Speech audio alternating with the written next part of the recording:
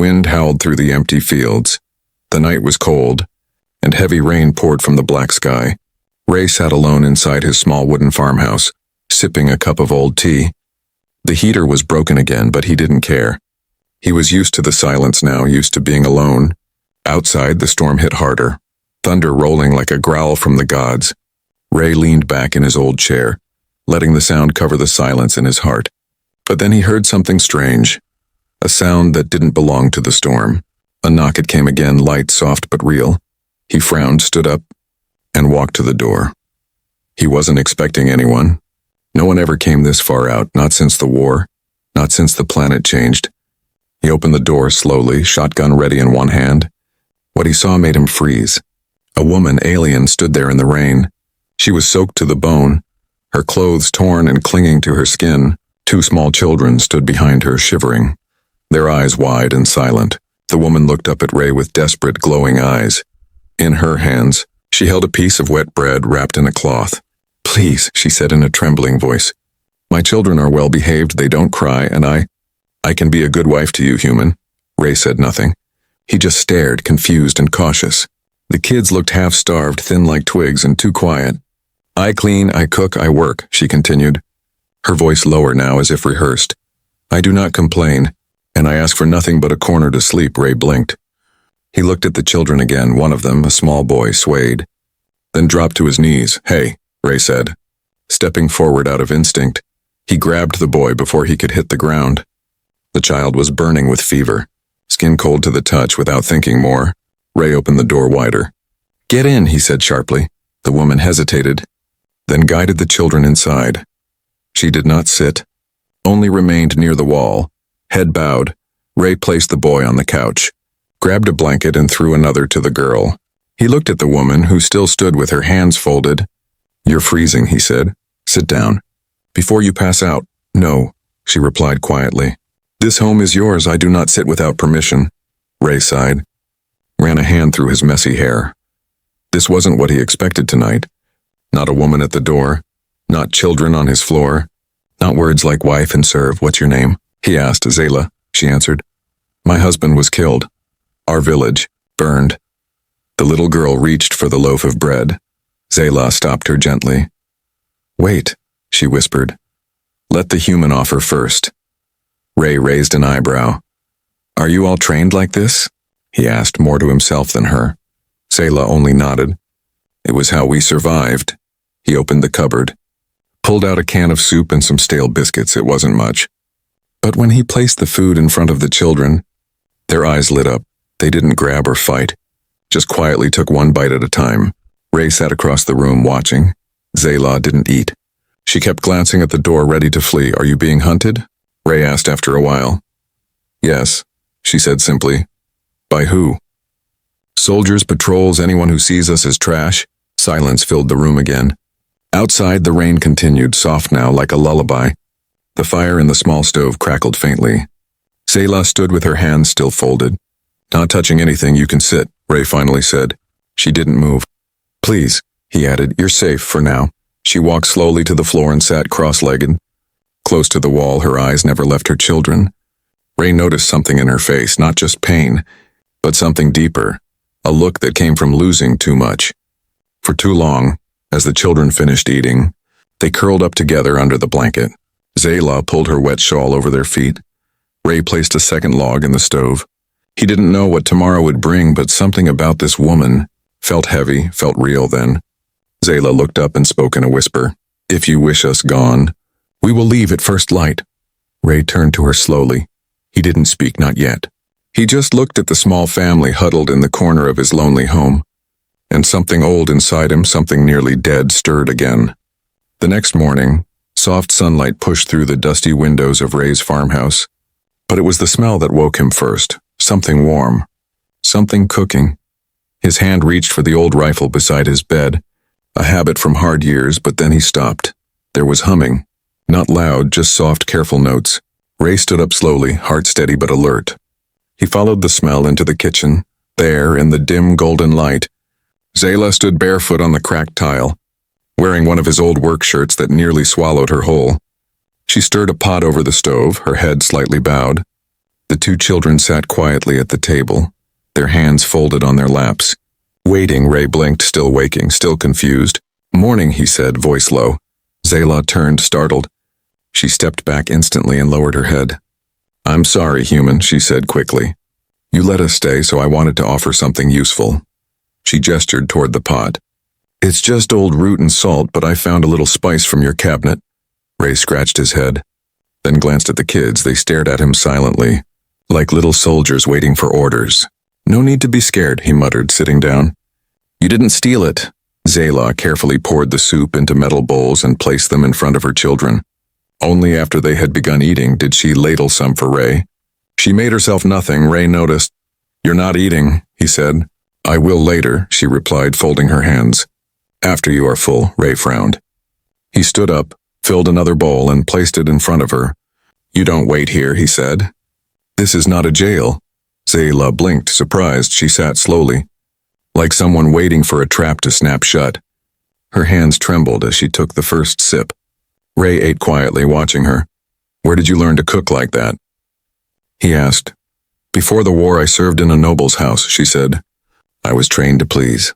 The words were simple, but something about them made Ray feel uncomfortable. He changed the subject. "So what do your kids like to do? Play? Read?" Zayla looked confused. "They work," she said. "They collect wood, wash clothing, clean. Like I do." Ray stared at the boy and girl, who both looked up with quiet faces. They didn't smile, didn't ask questions. He felt a strange ache in his chest. "You don't have to make them work," he said. Zayla tilted her head slightly. "If they don't work, they don't stay," she said matter-of-factly. That's how it was everywhere. Ray didn't answer. The farmhouse, once silent and dead, now had life, but it wasn't joy, not yet. It was survival in soft footsteps and whispered words. Still, it was better than the silence after breakfast. Zayla carried the dishes to the sink and began scrubbing with cold water. The children started folding Ray's laundry from the night before. Ray stepped outside, boots crunching on the dirt. The wind light and sharp. He looked over the fields, long lines of dry, brown soil he hadn't touched in weeks. Something inside him stirred. Maybe it was the way Zayla moved, gentle but strong. Maybe it was the way the girl smiled just once as she folded a shirt. Maybe it was the memory of his wife and son. Now long gone, he sighed and walked back in. "I've got some old blankets in the barn," he said. "They're dusty, but you can use them for the kids." Zayla turned and bowed her head. "Thank you, human," she said. "My name is Ray," he replied without thinking. "If you're staying here, use it." She looked up just for a second, and for the first time she smiled. Not big, not wide, but a real smile, tired and fragile. Later that evening, as the sun went down and shadows stretched across the farm, Ray walked past the open doorway of the spare room. Zayla had placed both children on one side of the bed. She sat on the other, whispering softly to them, her hand brushing their hair. He paused, listening. She sang a lullaby in her language, strange but beautiful. It wasn't a song for joy, but a song to protect. A song that wrapped the broken pieces of the day in a blanket of warmth. Ray quietly walked away and sat by the fire for the first time in years. He didn't feel alone. He didn't say it aloud, but in his heart he whispered, "Maybe they can stay, just for a little while." The sun had barely risen and fog still hugged the ground when Ray stepped outside. He walked into the open field. Dragging a broken rake behind him, the earth was dry, scattered with old weeds and half-dead crops. He hadn't cared about the land in months, maybe years. Not since the silence took over his life, but now. Strange sounds broke that silence. Laughter, light and short, like a bird chirping after a long winter. Ray turned toward the barn and saw the little girl twirling slowly in the grass. Her arms spread out, her bare feet wet from dew. Zayla was near the fence, carefully fixing the broken wire using leftover metal from old tools. The boy, Luno she had called him, was stacking chopped wood in neat piles, too small to carry the heavy logs. But he still tried. Ray watched them all quietly. They didn't speak unless spoken to, but their presence had begun to fill the air with something gentle. After breakfast, Zayla washed clothes near the well. Ray joined her, carrying a rusty bucket. "You don't have to fix everything in one day," he said. She looked up with wet hands and a calm face. "I want to repay your kindness," she replied. "We've taken much." Ray didn't answer right away. He looked out at the land, then back at her. "You don't owe me," he said. But Zayla only nodded and kept scrubbing. Later that afternoon, a truck rumbled up the dirt road. Ray's shoulders tensed. Only one person drove that way, his neighbor Jarrell, an old ex-military trader with too many opinions and too few teeth. Jarrell stepped out with a loud laugh. "Ray! Didn't think you were still alive." His eyes scanned the yard and landed on Zayla, who stood quietly behind the porch. Then his smile faded. "You let one of them stay?" Jarrell muttered, voice lowering. Ray didn't answer. Jarrell spat on the ground. "She got marks on her wrist," he said. "Slavers use that pattern?" He squinted. "Those kids ain't hers, are they?" Ray's jaw tightened. "She's not a threat," he said simply. Jarrell snorted. "Ray, they're dangerous. Especially the quiet ones." He leaned in. "You know what they say, some of them were trained killers. Even the females." Ray crossed his arms. "She works hard, doesn't steal, doesn't lie, and doesn't complain." "She has scars," Jarrell replied. "Scars tell stories, and some of them don't end well." Ray said nothing. After Jarrell left, Zayla didn't speak the rest of the evening. She cleaned dishes silently, her eyes lowered again like the first night. The warmth she'd slowly built began to fade. Later, Ray stepped into the barn to check the tools. That's when he heard a sound, soft singing. Not cheerful, not loud, but haunting. He followed the voice to the back of the barn. Hidden behind old feed bags and broken crates, Zayla sat there, rocking slowly with an old piece of cloth in her hands. It was folded like a baby, but there was nothing inside. Tears rolled down her cheeks as she whispered a lullaby in her own tongue. Ray froze, not sure if he should interrupt. She looked up suddenly and saw him. Her hands tightened around the cloth. I didn't mean to hide," she whispered. "This is the only way I can still hold her." Ray stepped closer. "You had a third child," he said gently. Zayla nodded. "A daughter," her voice cracked. "She was taken before I escaped." She looked down at the empty cloth. "I pretend she's still warm." Ray sat beside her. He didn't touch her, didn't speak, just stayed there in the silence with her. Sometimes silence said more than words ever could. When the night deepened and stars filled the sky, Ray walked back to the house. Zayla followed, slower this time. He handed her a folded blanket. "Use this one for her too," he said. She looked at him with wide eyes. "She's not real," she whispered. "She is to you," he replied. And that night, the empty cradle Zayla made from a wooden box sat near her mattress, covered in the softest cloth Ray could find. In the quiet of the farmhouse, 3 children slept. Even if one existed only in memory and outside, the ghosts of the past drifted into the fields, watched by a man who once believed he'd never care again. It was a quiet afternoon when the soldiers came. The sun was low, and golden light covered the fields like a soft blanket. Ray was chopping firewood near the edge of the barn. Zayla was hanging washed clothes on a line. The children were inside, drawing shapes in the dust with pieces of coal. Everything felt normal, even peaceful, until the sound of engines broke the silence. Not 1, 3. Ray turned fast, axe still in his hand.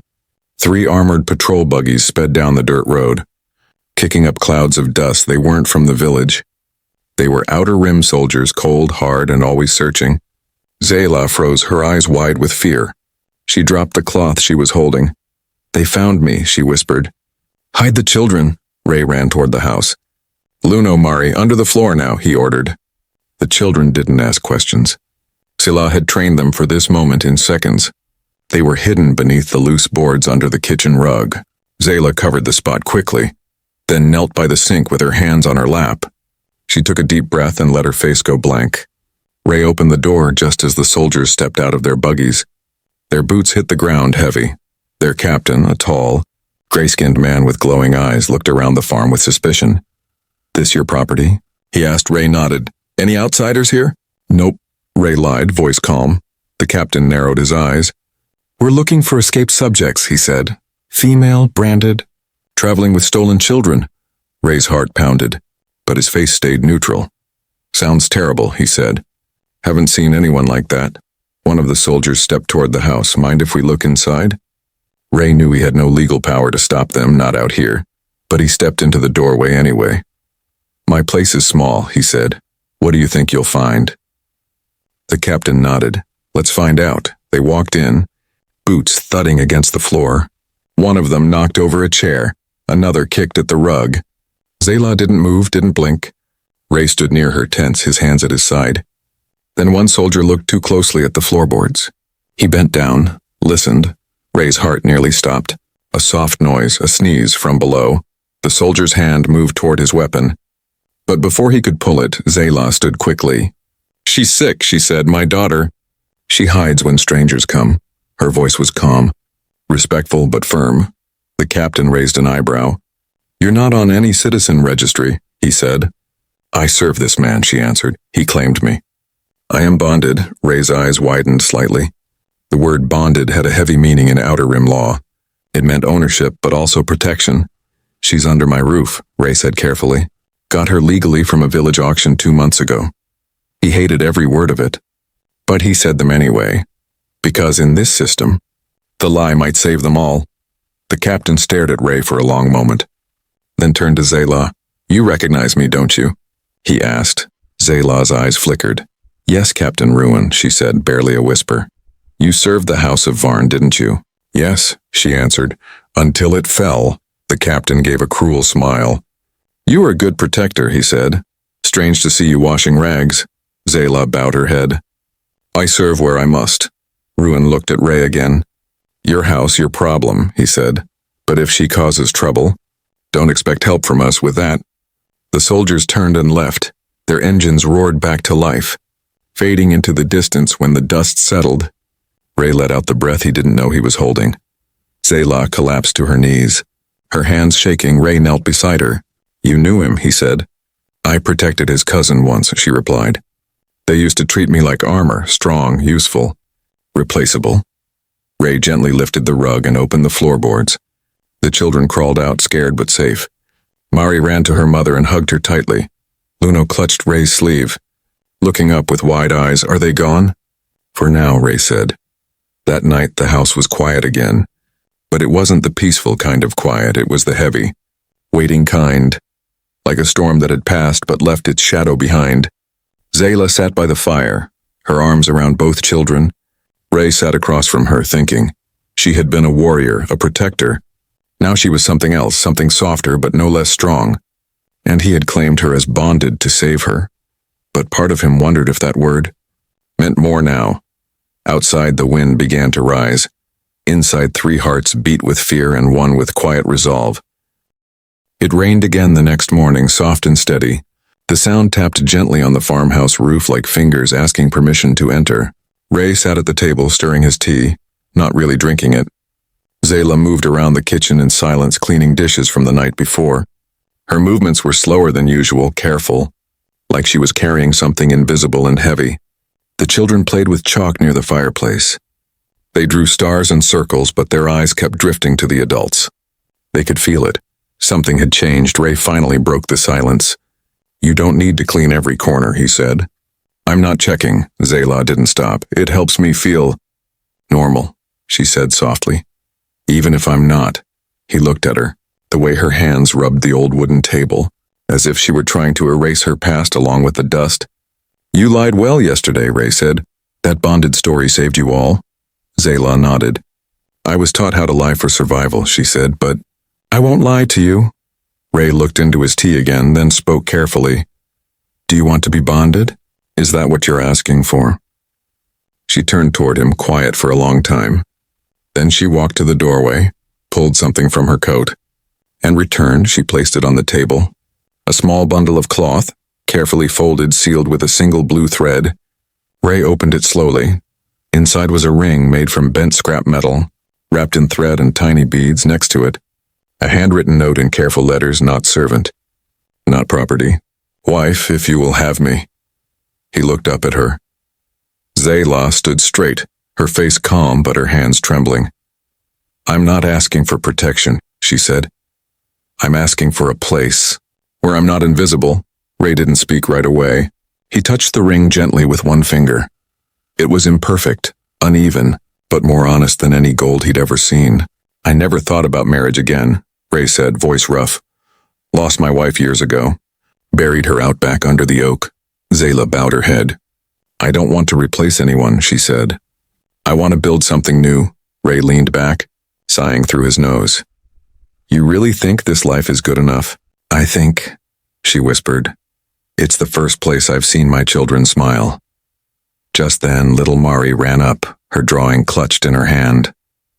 Look, Ray, she said shyly. It's you, and Mama, and us. The drawing was simple, 4 figures standing beneath the sun holding hands. Zayla didn't move. Ray looked at the paper, then at the girl, then at Zayla. He smiled just a little. Give me a day to think, he said. That night, Ray couldn't sleep. He walked outside. The rain had stopped, but the ground was wet. He stood near the oak tree in the backfield. The place where his wife was buried, he spoke softly. I don't know if you'd understand this, Annie, he said, but maybe, just maybe, it's time to stop living like a ghost. When morning came, Ray found Zayla already awake. She stood at the stove, cooking flatbread with the last bit of flour. She turned when she saw him, said nothing, just waited. He placed the ring on the table again, then picked it up, walked to her and gently held her hand. I don't need a servant, he said, but if you're offering something real, I'll take it. Zayla's eyes filled with tears, but she didn't let them fall. She only nodded slowly. The children peeked from the hallway. Smiling but confused, Ray bent down and looked at them. I guess this means you're stuck with me, he said. Mari ran forward and hugged his leg. Luno just smiled and whispered, Papa. That one word struck Ray harder than any memory. He swallowed the lump in his throat and whispered, Yeah, Papa sounds fine. Later that day, Zayla tied a red cloth around her wrist. It wasn't law, but in many alien cultures, it meant she was now claimed, but this time, she wasn't owned. She was chosen. Ray built a wooden cradle from leftover planks and placed it near their room. Not for a baby, not yet, but for the memory of the one she lost, and maybe one day for the one they might have. The agreement wasn't written and there were no witnesses, but it was real. 2 broken lives, choosing each other, not because they had to, but because they wanted to, and outside, for the first time in weeks, the sun shone without interruption. The valley below the farmhouse had always been quiet. Birds nested in the tall trees and wild animals passed through without fear. But that morning, the sky over the valley turned black, not from clouds, but from smoke. Thick and rising, Ray stood on the porch, watching the trail of smoke twist toward the heavens. Zayla stepped beside him, holding a pale bucket of water, her eyes narrowed. That's not a campfire, she said softly. Ray nodded. No, he replied. That's a raid. He dropped his tools and grabbed his scope from the shelf. Through the lens, he saw armored soldiers moving through the village down the hill. They kicked down doors, dragged people into trucks, lit homes on fire. Ray's hands clenched into fists. The same flags as before, Ruins Patrol. He gritted his teeth. They're sweeping the whole district, he muttered. They're getting bolder. Zayla moved fast. She called the children into the house and locked the back door. She checked under the floorboards, then opened the old food storage. Every motion was sharp, practiced. Ray watched her and realized she had lived through raids like this before. Too many times. I have weapons, he said. Where? She asked quickly. In the barn, hidden under the grain barrel. They ran together, side by side, into the barn. Ray pulled up the false bottom under the feed bin, revealing an old military crate. Inside were 2 rifles, a box of ammo, and a small Earth-made drone. Zayla's eyes widened slightly. You kept these hidden all this time? Didn't think I'd need them again, Ray said. Until now. She picked up one of the rifles and checked the weight. She moved like someone who had trained with weapons long before she became a widow. Ray watched her load the magazine and cock the chamber in one smooth motion. You weren't just a bodyguard, were you? No, she said. I was shadow trained. For royal protection, then abandoned when they fell. A deep rumble shook the valley. One of the trucks had arrived at a nearby field. It was closer now. Too close. Ray activated the drone and tossed it into the air. The small device buzzed to life, sending images to a wrist screen. 3 buggies and a command truck. They weren't just passing through, they were coming up the hill. Straight toward the farmhouse, Zayla grabbed the children and hid them in the root cellar, covering the entrance with sacks. You stay here, she told them. No matter what you hear. Mari's eyes welled with tears. Mama, will they hurt you? Zayla kissed her forehead. Not today, she whispered. Today I protect you like I always have, outside. Ray set traps around the front yard. Wires, smoke bombs, a motion sensor mine. He handed Zayla the second rifle. You sure you can do this? She didn't answer. She just raised the weapon and took her place at the barn window. Ray nodded. That was answer enough.